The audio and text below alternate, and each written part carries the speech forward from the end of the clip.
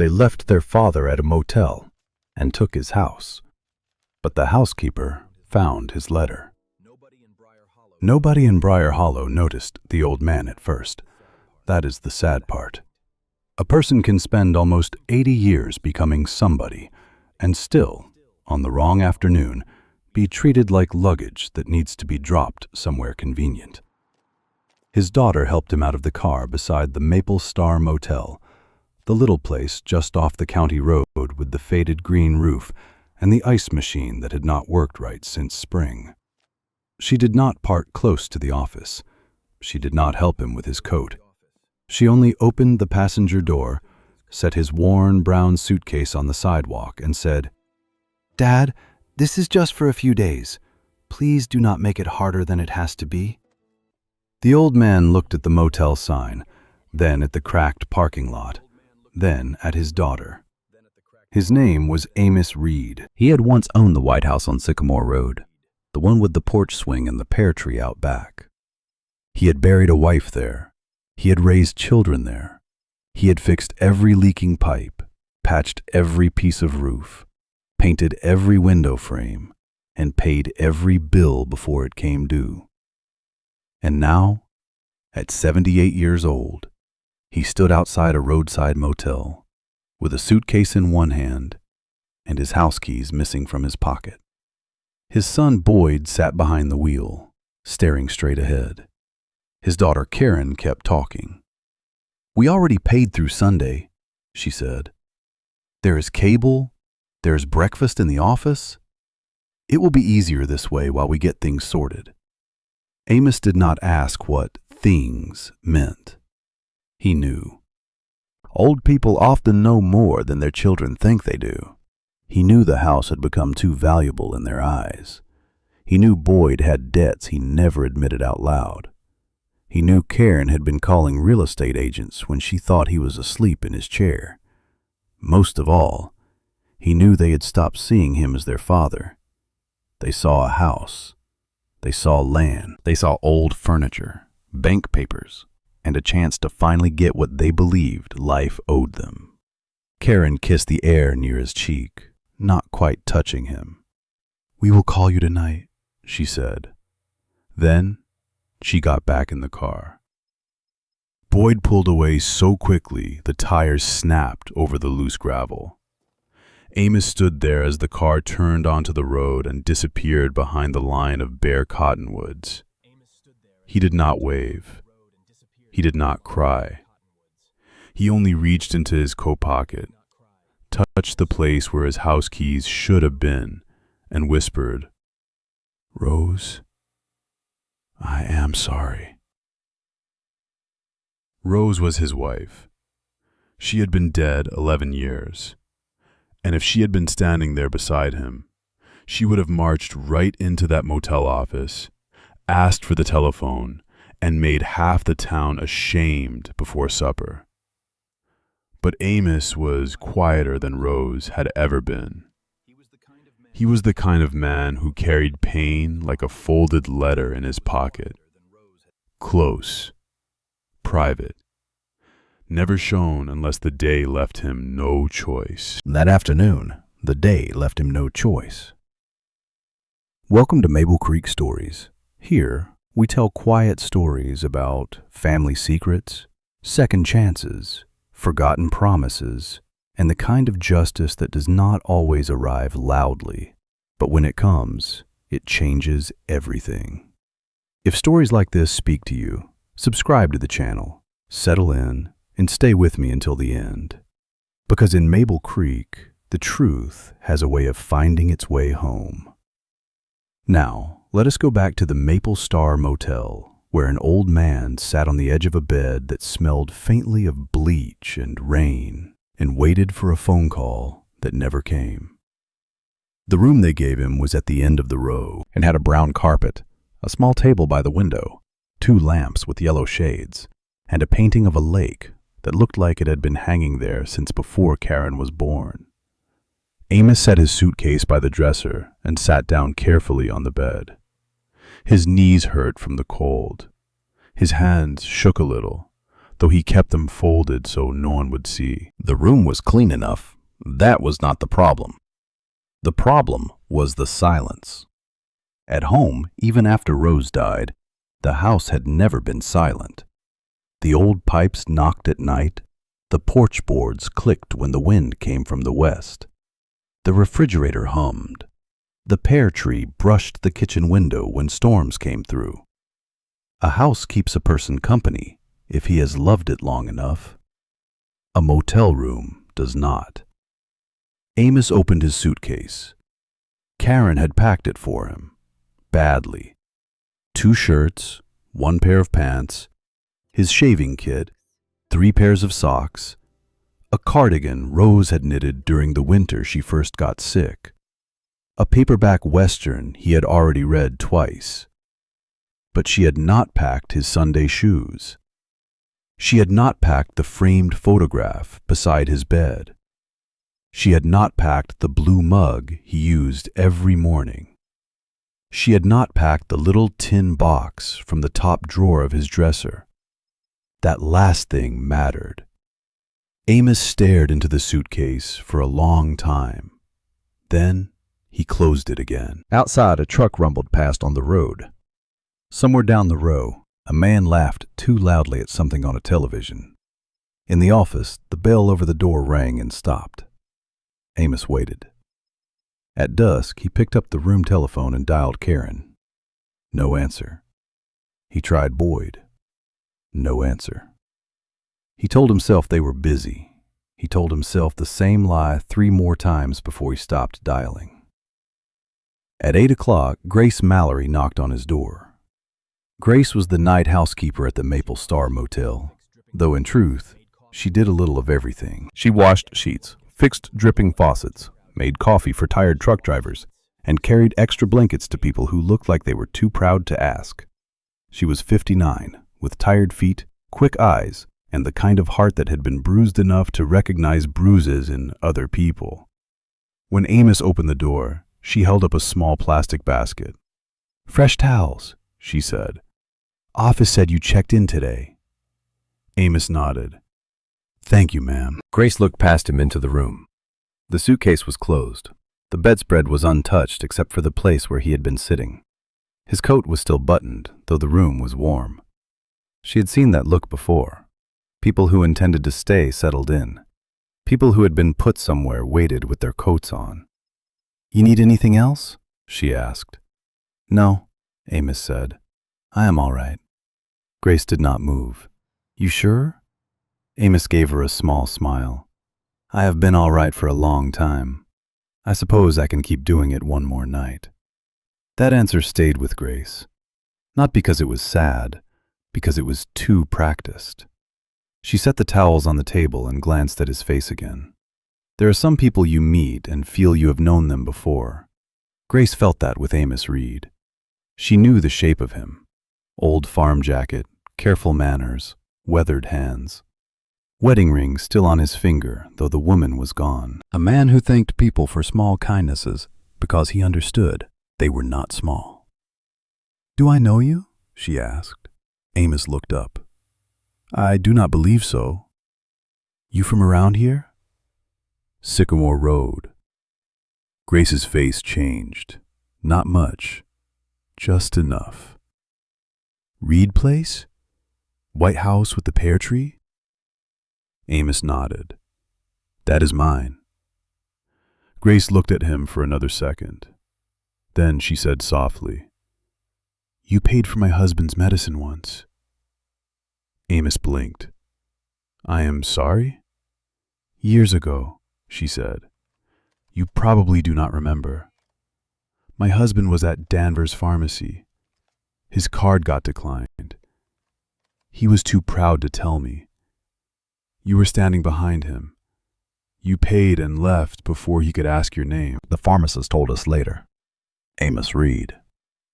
Amos looked down at his hands. "Your husband was having a hard day."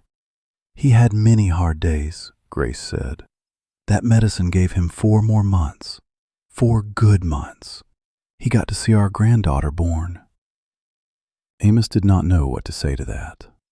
So he said the only thing that felt honest. I am glad.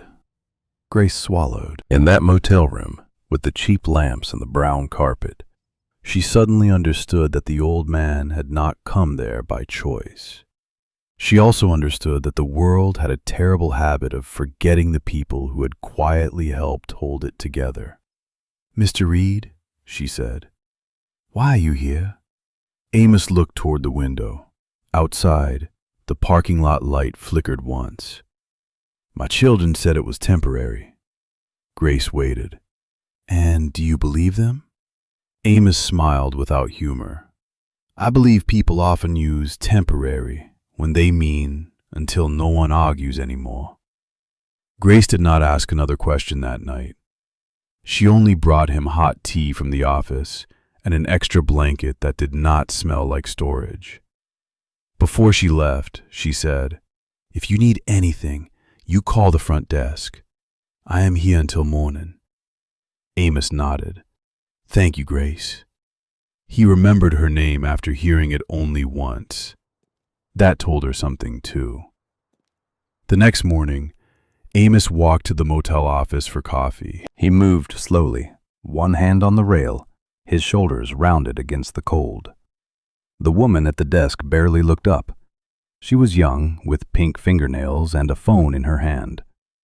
Breakfast is over, she said. I was only looking for coffee. Machine is there. Amos filled a paper cup. The coffee tasted burnt, but it was warm. He sat near the window and watched cars come and go. Nobody called. At home that same morning, Karen and Boyd stood in his kitchen with a real estate agent. Her name was Lacey Dale, and she had already told them the property could move fast if they listed it below the top estimate. Boyd liked the sound of fast. Karen liked the sound of move. Neither of them liked the way the house still felt like their father. His coat hung by the back door. Rose's apron still hung on a hook in the pantry. The kitchen smelled faintly of coffee and wood polish. On the table, Amos had left a small bowl of pears, all of them yellowing at the edges, because he had picked too many from the tree out back and could never bear to throw food away. We should clear this place before people come through, Lacey said. Karen nodded. We will get a dumpster. Boyd opened the silverware drawer. Anything worth keeping? Karen looked around the kitchen. Maybe the china cabinet. Maybe Mom's rocking chair. The rest is old. That was the word that made the house feel colder. Old. Old table, old curtains, old tools, old man. People sometimes call things old when they do not want to admit they are loved. Boyd found the tin box in the top drawer of Amos's dresser just before noon. It was blue, dented at one corner, with Rose Reed's handwriting on a piece of tape across the lid. Private. Boyd almost put it back. Then he heard Karen in the hallway talking to the agent about closing dates, and the old hunger came over him. He opened it. Inside were photographs, letters, a few old receipts, Rose's church pin, a dried flower pressed in wax paper, and a smaller envelope sealed with yellowing tape. On the envelope, Amos had written, Karen and Boyd. Boyd stared at their names. Then he slipped the envelope into his jacket pocket. He did not tell Karen. Greedy people rarely trust other greedy people, even when they are family. Back at the motel, Amos spent the day pretending to read. Grace checked on him twice. The second time, she found him sitting at the small table, staring at a blank sheet of motel stationery. Writing a letter? She asked. Trying. To your children? He shook his head. No, I have written enough to them. Grace stepped inside with a clean ashtray, though Amos did not smoke. It gave her a reason to stay without making him feel watched. Who is it for, then? Amos tapped the pen against the paper.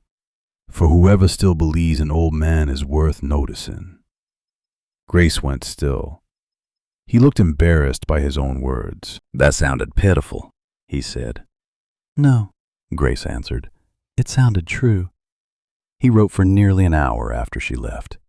His hand cramped, so he rested. Then he wrote again. The letter was not long compared to the life behind it, but every sentence carried weight. He wrote about Rose. He wrote about the house. He wrote about Karen and Boyd, not with hatred, but with a tired sadness that was worse than anger. He wrote about the tin box and the envelope he feared they would find. He wrote about the attorney in Mill Creek, who held the only document that mattered. Then he folded the letter carefully and tucked it inside the inner pocket of his cardigan. That evening, Karen finally called. Amos was so surprised by the ringing telephone that he almost dropped his cup. "Dad," she said, not hello. "How are you doing?" "I'm here." "Good, that is good. Boyd and I have been handling some things at the house." Amos closed his eyes. "What things?" There was a pause. "Dad, please do not get upset." Those words had become a warning bell in his life. Karen continued. "We talked to someone.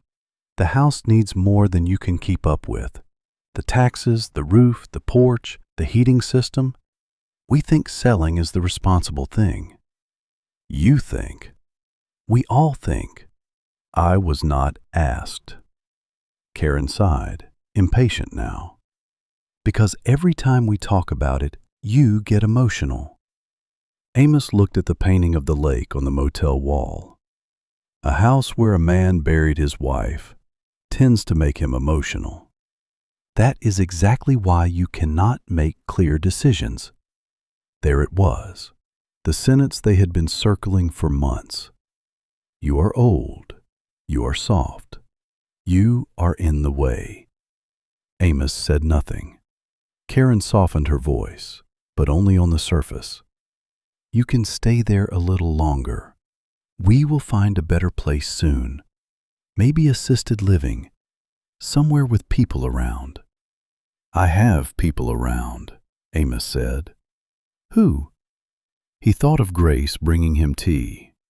He thought of the pharmacist years ago. He thought of the boy across the road he had taught to fix a bicycle chain, now grown with children of his own. He thought of everyone he had helped quietly and never counted. More than you know, he said. Karen did not like that. Dad, do not start this. Where are my keys? Another pause. We have them. It is safer. Safer for whom? Karen hung up. Amos held the receiver long after the line went dead. Grace found him that way 15 minutes later. He was not crying. That would have been easier to see. He was simply sitting very still, as if some part of him had gone far away and left the rest behind. Mr. Reed? He looked at her. Would you help me with something, Grace? If I can. He reached slowly into his cardigan and took out the folded letter. If something happens to me before I get home, call the number on the back of this page. Ask for Eleanor Whitcomb. She is my attorney. Tell her Amos Reed is at the Maple Star Motel. Grace did not take it right away. Are you sick? Only tired. That is not the same. It can become the same if a person is left long enough. Grace took the letter then. You want me to read it? Not unless you have to. She folded it again with care. Then I will not. Amos nodded. Thank you. Grace slipped the letter into her apron pocket. She meant to put it in the office safe before her shift ended. But the night got busy. A family with a flat tire needed extra sheets. A traveling salesman argued about a charge on his bill. The coffee machine overflowed. By morning, Grace was tired enough to forget the letter was still in her pocket. She remembered it the next afternoon when she found Amos on the floor. He had fallen beside the bed. His hand was pressed to his chest, and his face had gone the wrong color. Grace shouted for the desk clerk to call an ambulance. Then she knelt beside him and took his hand. Stay with me, she said. You hear me, Amos Reed? You stay with me." His eyes opened halfway. "Rose," he whispered. "No," Grace said, tears already burning her eyes. "Not yet. You can talk to Rose later. Right now you talk to me." He almost smiled. By the time the ambulance arrived, he was breathing, but barely. Grace rode with him to St. Mary's Hospital because no one else was there. When the nurse asked for family, Grace gave Karen's number.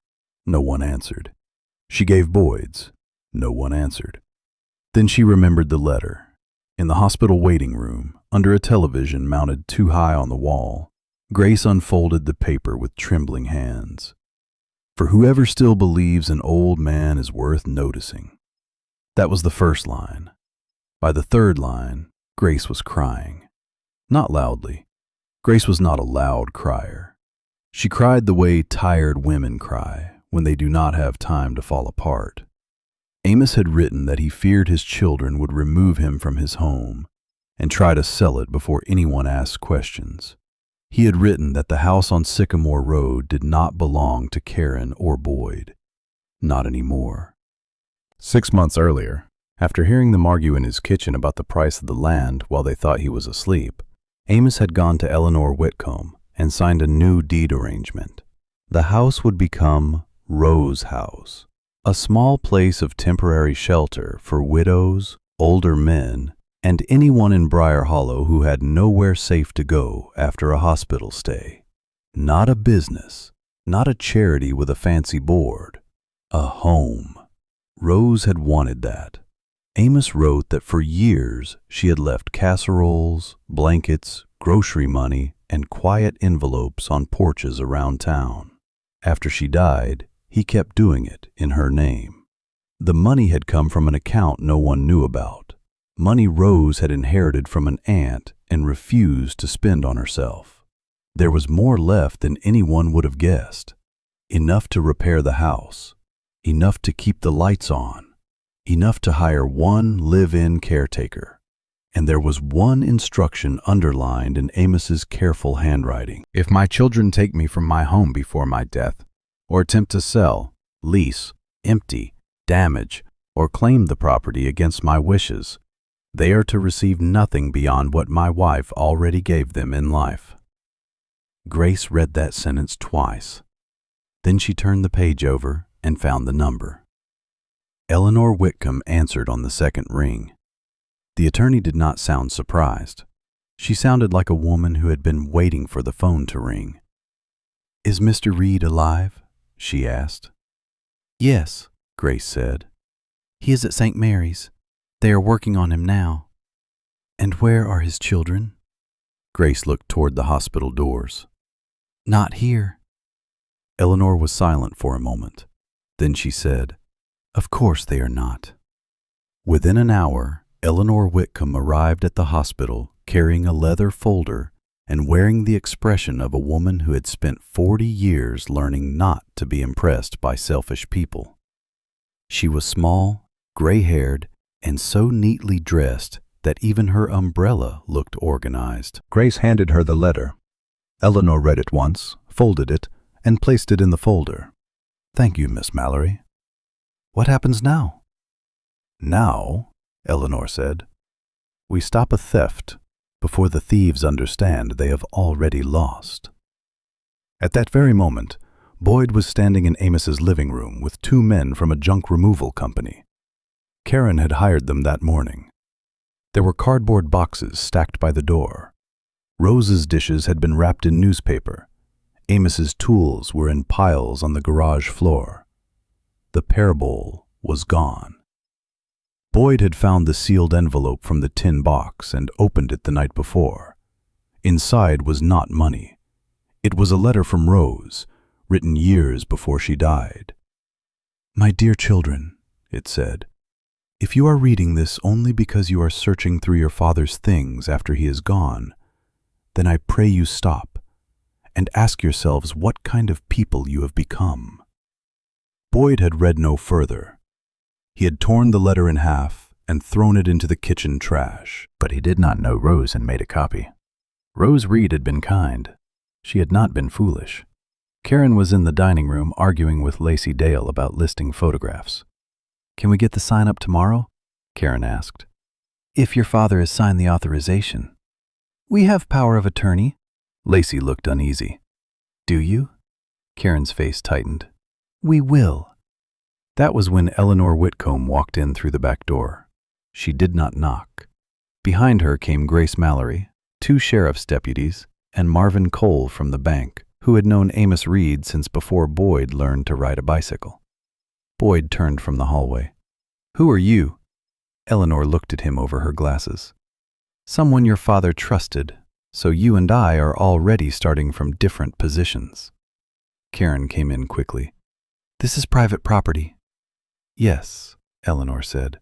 "It is, but not yours." The room went quiet. One of the junk men slowly set down a box of Rose's dishes. Karen crossed her arms. "Our father is not well. We are handling his affairs." "Your father is alive," Eleanor said.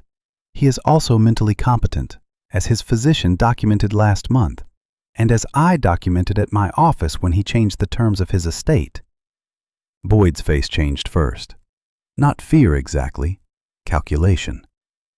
"Changed what terms?" Eleanor opened her folder.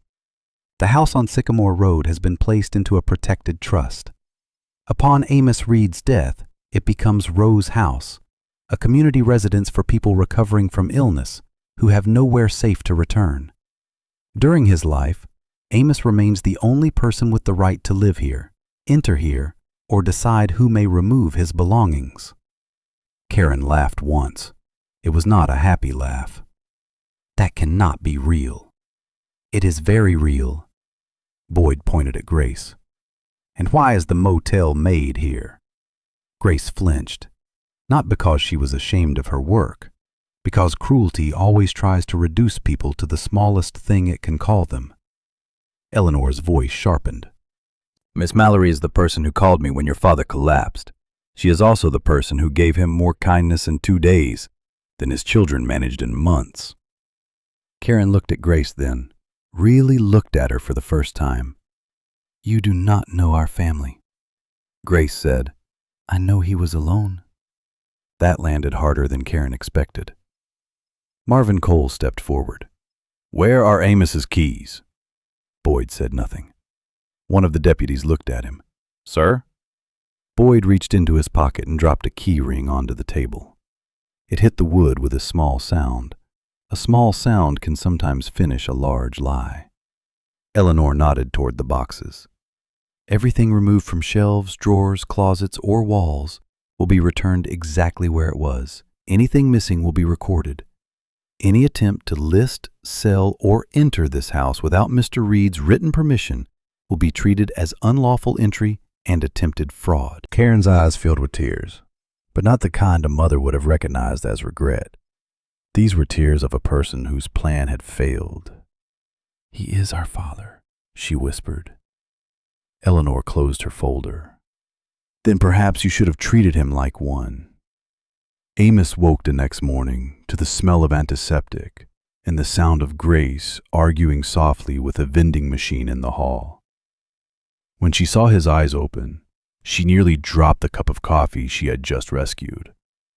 "There you are," she said, as if he had been late for work. His voice was rough. "Am I dead?" "No." "Are you sure? If you were, the coffee would be better." Amos smiled. It was small, but it was there. Grace sat beside him and told him what had happened. Not all at once. The doctor had warned her not to excite him, but there are some truths a person needs in order to breathe right. She told him Eleanor had gone to the house. She told him his children had been stopped. She told him his keys were safe. For a long time, Amos said nothing. Then he turned his head toward the window. "Did they throw away Rose's letter?" Grace hesitated. "Boyd tore one. Eleanor said there is another copy." Amos closed his eyes. A tear slipped down into his white hair. "She knew them," he said. Grace took his hand. "She knew people." He was in the hospital for 5 days. Karen came once. Boyd did not come at all. Karen stood by the bed holding flowers from the hospital gift shop with the price sticker still on the wrapper. She had dressed carefully, the way people do when they want a room to believe they have done nothing wrong. "Dad," she said, "I hope you understand we were trying to help." Amos looked at her. The old Amos, the father Amos, might have softened too quickly. He might have accepted the half apology because he wanted peace more than truth. But a motel room, a missing key ring, and 2 unanswered phone calls had changed something in him. Or maybe they had uncovered what grief had been hiding. "Karen," he said, "help does not need to steal the keys." She looked wounded. "That is not fair. Neither was the Maple Star Motel." She set the flowers on the table. "Boyd is very upset. Boyd can be upset in his own house. He made mistakes. So did you." Karen's mouth trembled. For a second, Amos saw her at age 7, standing in the yard with scraped knees, waiting for him to tell her it was all right. He had always told her it was all right. That was part of the problem. "I love you," he said gently, "but I am no longer willing to be erased so you can be comfortable." Karen started crying then. This time, Amos could not tell which kind of tears they were. He hoped some part of them was real. Hope can be stubborn, even when it has been hurt. 3 weeks later, Amos came home. Grace drove him, not Karen, not Boyd. Grace arrived at the hospital in her old blue sedan with a blanket over the passenger seat and a thermos of tea in the cup holder. Eleanor followed in her own car. When they turned onto Sycamore Road, Amos gripped the door handle. The White House appeared between the trees. The porch had been swept. The curtains were back in the kitchen window. The pear bowl sat on the table again, empty now, but waiting. At the mailbox, Grace slowed. "You all right?" Amos stared at the house. "I did not know if I would see it again." Grace parked by the steps. Eleanor was already out of her car, holding the key ring. She placed it in Amos's hand. "These belong to you." He closed his fingers around them. The front door opened with the same old scrape it had always had. Inside, the house smelled faintly of lemon oil and dust and home. Amos stood in the entryway for a long time. Then he said, "Rose, I made it back." Grace turned away to give him privacy. Eleanor did not. Eleanor had seen too many people lose too much to pretend this was only a door. Over the next month, Briar Hollow learned the story. Not all of it. Small towns never get all of anything at once. They learned pieces. They learned that Karen and Boyd had left Amos at a motel. They learned that Grace Mallory had found the letter.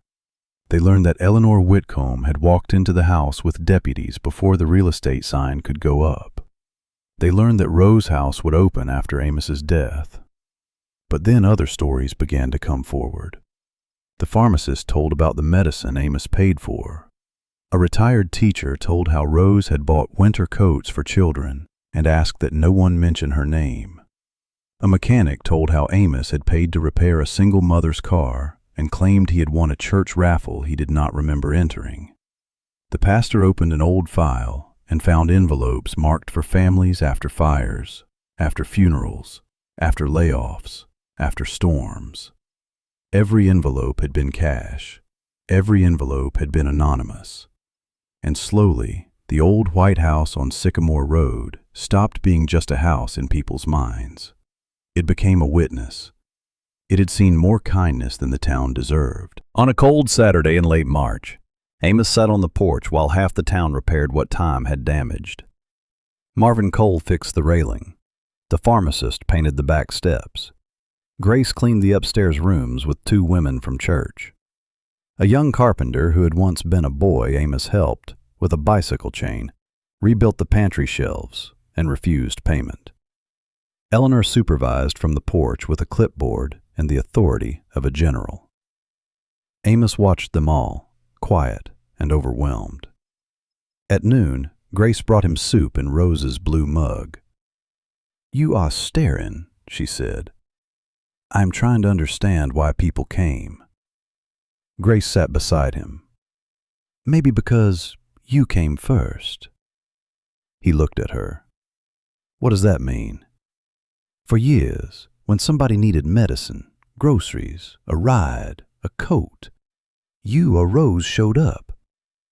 Maybe people did not always know it was you, but kindness has a way of keeping records, even when people do not." Amos looked out over the yard. The pear tree was bare, but small buds had started at the tips of the branches. "I thought I had been forgotten," he said. Grace shook her head. "No, you were hidden. That is different." Near sunset, a car stopped at the road.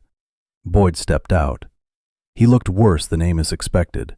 Not poor, not sick, just smaller somehow, like the air had gone out of him. For a moment, no one spoke. Marvin Cole stopped hammering. Grace stood on the porch. Eleanor lowered her clipboard. Boyd walked slowly to the bottom step. "Dad," he said. Amos looked at him. "Boyd?" His son held something in both hands. The torn letter. Rose's letter. He had taped it badly, crookedly, with clear tape across the middle. "I took this from the trash," Boyd said, "after Eleanor came. I do not know why." Amos did not reach for it. Boyd swallowed. "I read it. All of it." The yard was very quiet. "Your mother was a wise woman," Amos said. Boyd nodded, his face twisted with the effort of not crying.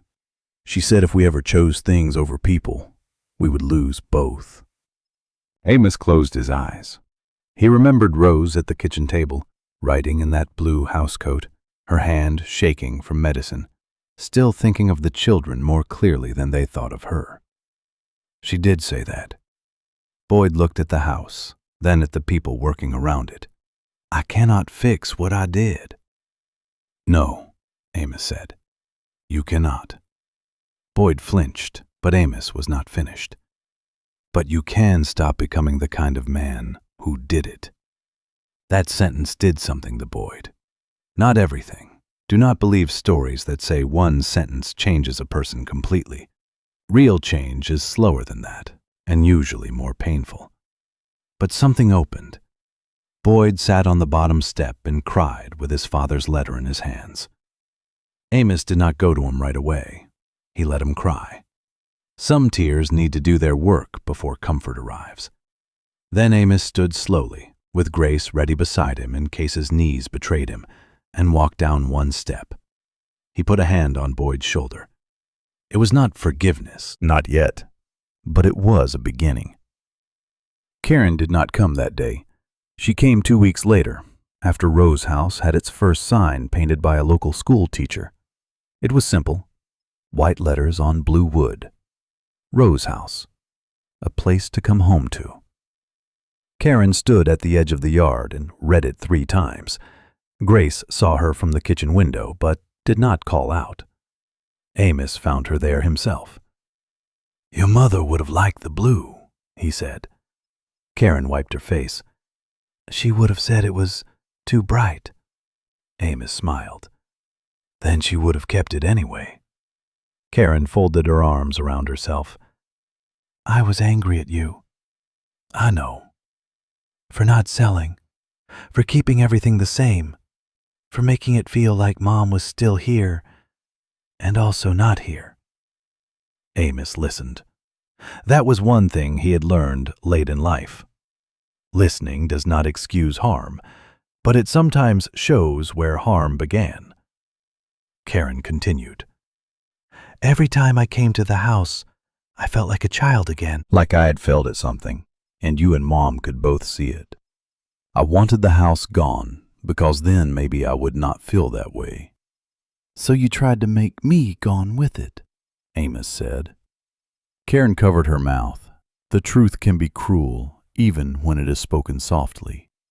"Yes," she whispered. "I think I did." Amos looked toward the pear tree. Your mother and I made mistakes with you. We gave too much when we should have taught more. We rescued you when consequences might have done better.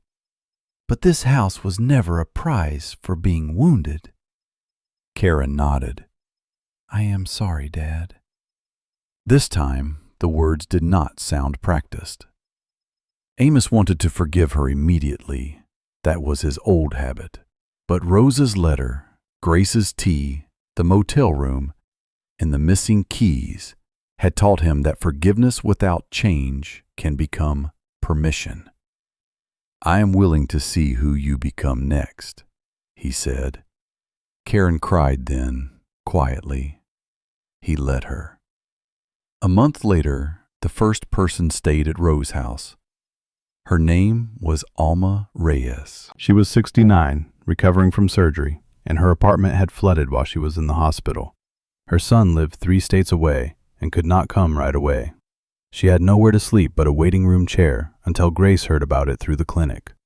Amos met Alma at the front door with his cane in one hand and Rose's blue mug in the other. Coffee or tea? He asked. Alma looked confused. I do not want to be trouble. Amos smiled. People who say that usually are not. Grace took Alma's bag upstairs. The guest room had new curtains, a quilt from the church ladies, and a little table by the window. On the table was a card in Amos's handwriting. You are safe here. Alma read it and began to cry. Grace stood in the doorway and cried too, though she pretended to be checking the lamp. Downstairs, Amos sat in the kitchen and listened to the house breathe again. Not pipes this time. Not wind. People. A spoon against a mug. Grace's footsteps on the stairs. Alma opening a drawer. Eleanor's voice on the telephone, arguing with someone about permits. The house was no longer waiting for Amos to die. It was helping other people live. That summer, the pear tree gave more fruit than anyone remembered. Amos said Rose must have had a conversation with it. Grace said trees knew when they were needed. Karen came every Wednesday to help with laundry. At first, she worked stiffly, as if expecting everyone to remind her of what she had done. No one did. That made it worse, and then better. Boyd came on Saturdays to repair what needed repairing. He fixed the porch light. He rebuilt the back fence. He replaced the lock on the front door and gave the new keys to Amos with both hands. You keep these, Boyd said. Amos looked at the keys. I intend to. They were not a healed family. Not completely. Some cracks remain visible even after the wall is standing again. But Boyd stopped asking about money. Karen stopped speaking of the house as an asset. And Amos, who had once sat in a motel room waiting for a phone call, now had to tell people not to visit too often, because he still liked a quiet afternoon now and then. One evening in early September, Grace found Amos on the porch at sunset. He had Rose's photograph beside him and a folded paper in his lap. Writing again? She asked, adding to the letter, For your children? For whoever comes after. Grace sat in the other chair. The porch swing moved slightly in the breeze. What does it say? Amos looked out at the road where Karen's car had once disappeared, where Grace's sedan had later brought him home, where strangers now turned in when they needed a place to breathe. It says a house is not measured by what it sells for.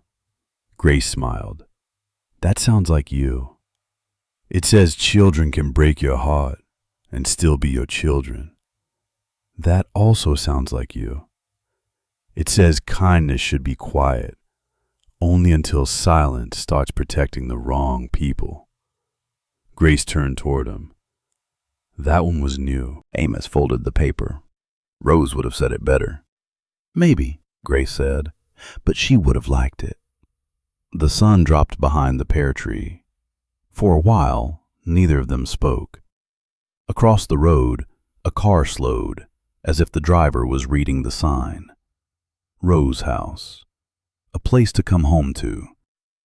Amos watched it pass. Then he said, "Do you know what I think about sometimes?" "What?" "That if Karen had not left me at that motel, none of this would have happened." Grace frowned. "That does not make what she did right." "No," Amos said. "It makes what came after stronger." He looked at his hands, at the wedding ring that still circled one finger, thinner now against his old skin. "I thought that room was the end of my life. Brown carpet, bad coffee, no keys, no one answering the phone. I thought that was how a person becomes forgotten." Grace waited. Amos looked toward the lit windows of the house. But maybe sometimes being put where you do not belong is what finally shows everyone where you were meant to be. Grace wiped her eyes with the corner of her sleeve. You keep saying things like that and people will start thinking you are wise. Amos smiled. At my age, they have to give me something. The first frost came early that year. By then, Rose House had helped 7 people. A widower whose daughter could not take him home after surgery. A woman whose landlord changed the locks while she was in rehabilitation. A retired school custodian whose furnace failed during a cold snap. A grandmother who needed 3 weeks of rest after pneumonia. Each one arrived embarrassed. Each one left standing a little straighter. On the wall by the front door, Grace hung a small frame with Amos's words inside. A house is not measured by what it sells for. No one signed it. Amos insisted, but everyone knew. One afternoon, a reporter from the county paper came to interview him. She wanted to write a story about generosity, betrayal, and justice. Amos did not like any of those words. "Just say Rose wanted the house used right," he told her. The reporter asked if he had forgiven his children. Amos looked through the window, where Boyd was teaching a visiting boy how to tighten a loose porch step, and Karen was carrying clean towels up the stairs. "Forgiveness," he said, "is not a door you open once. It is a porch light you decide to leave on, while people learn how to come home correctly." The reporter wrote that down.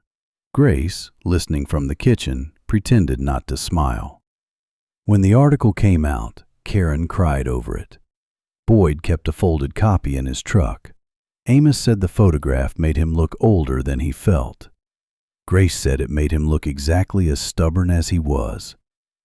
Winter returned. The Maple Star Motel changed owners and painted its roof blue. Grace left her job there in December and became the full-time caretaker at Rose House. On her first official morning, Amos handed her an envelope. She frowned. "If this is another secret legal paper, I am leaving." "It is a paycheck." "I do not need much." "You will take what the trust pays. Rose would haunt me if I let you work for less." Grace opened the envelope and stared. "Amos, this is too much." "It is not." "It is." "Grace," he said, "you found me when my own children misplaced me. Let an old man be grateful without arguing." She hugged him then, carefully because he was old, tightly because he was loved. He stood there in the kitchen with his arms around her and his eyes closed, and for the first time in years, he did not feel like the last person in his own life. On the anniversary of Rose's death, Amos sat alone in the upstairs room that had become the quiet room. Not lonely, alone. There is a difference. He held her photograph and told her everything. He told her about Grace. He told her about Alma and the others. He told her Karen was trying. He told her Boyd had learned how to apologize without explaining himself first. He told her the pear tree was showing off. Then he told her the part he had not said aloud to anyone. I was angry with you for leaving me, he whispered. The room held the confession kindly. Then I was angry with the children for proving I was alone. But I was not alone, was I? You had planted kindness everywhere. I just had to live long enough to see it come back. Outside, the house was full of small sounds. Grace humming in the kitchen, Karen laughing softly with Alma over something in the laundry room, Boyd's hammer tapping on the shed door, a visitor coughing upstairs. Life. Not perfect, but present. Amos touched Rose's photograph. You were right about the house, he said. It remembered what we were supposed to be. He did not die that year. That matters.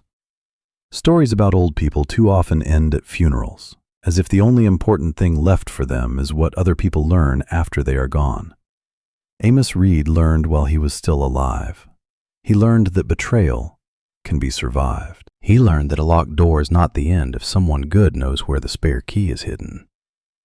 He learned that children can wound you deeper than strangers, but strangers can sometimes carry you back to yourself. He learned that quiet justice does not always punish by taking things away. Sometimes it punishes by revealing what people tried to take. And sometimes, if grace is allowed in, it gives even the guilty a chance to become ashamed enough to change. Years later, people in Briar Hollow would still tell the story of Amos Reed. They would say his children left him at a motel. They would say the housekeeper found a letter. They would say the attorney stopped the sale. They would say Rose House helped more people than anyone could count. But Grace always told it a little differently. She said the story began long before the motel. It began every time Amos paid for medicine and walked away before being thanked. It began every time Rose left a casserole on a porch and never signed her name. It began every time a person did the right thing quietly, without knowing whether the world would ever remember. And when the world finally did remember, it was not because Amos had demanded justice. It was because the truth had been waiting, folded like a letter in the pocket of an old cardigan, waiting for one decent person to find it, waiting for one locked door to open, waiting for a house on Sycamore Road to become what it had always been meant to be, a place to come home to.